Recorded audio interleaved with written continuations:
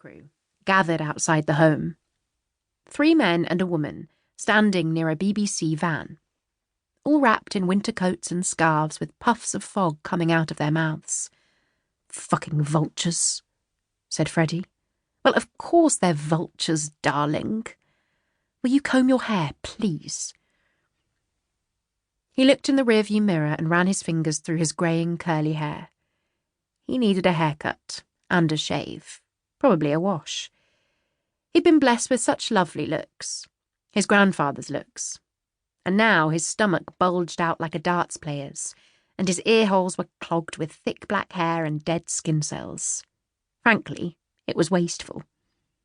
"Do eat some breath mints," she said. "You know they'll want to talk to us." Frowning, he helped himself to one of her cigarettes and tucked it in the corner of his mouth. "How shocked they'll be that Bettina and Bartholomew Dawes spawned a bunch of pissheads. What a gobsmacking revelation." "Speak for yourself." She went into the glove compartment and pulled out some mint imperials. "Please," she said, holding out the tin. "After my fag," he said, taking a handful. "Can the heating go any higher?" "No." She watched as the front door of Silver Beach opened, and a care worker stuck her head out. She said something to the reporters and closed the door. "Probably telling them to bugger off," said Tabitha. "I don't know what they're hoping to achieve. I mean, are they honestly expecting my 85-year-old mother to zimmer her way out into the snow and confess to a murder that happened half a century ago? Preposterous. Freddie? I'm listening." He was fiddling with the heating knob. "I told you it was on full. Why don't you ever—" "Okay, just checking."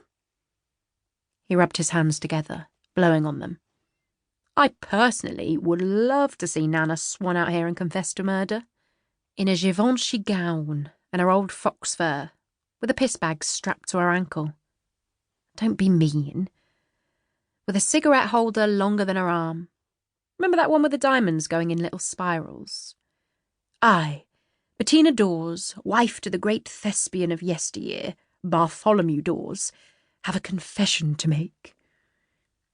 He tilted up his chin and smoke wafted from his nose in an oyster-white plume. "The gun belonged to me. I murdered him, and God damn it, I'd do it again. Oh, bother, one seems to have shat oneself. Nurse!" He hunched over, laughing, spilling the mints onto the floor of the car. "She's nothing like that, Freddie. And she's not incontinent. Hurry up and finish your cigarette." She took her lipstick out of her purse and reapplied. Her lips, in their natural state, had lost entirely all their colour. She was getting pouchy little flabs under her mouth, at the corners, and she hadn't enjoyed a jawline in 20 years. So bloody what? She was a 61-year-old lawyer, specialising in wills and probate. Nobody would expect her to look fantastic. Except, well, they might. Because look at her parents. Freddie stubbed out his cigarette. Showtime.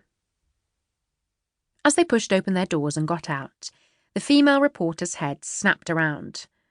"Oh, look out," said Freddie. "She's got a whiff of carrion." "Don't you dare say anything rude," said Tabitha. "Take my arm, please." "What am I supposed to say to them when they ask questions?" "No comment. Say you don't know anything. If they mention the gun, say you knew nothing about it." "I don't know anything about it. Nobody knows anything about it."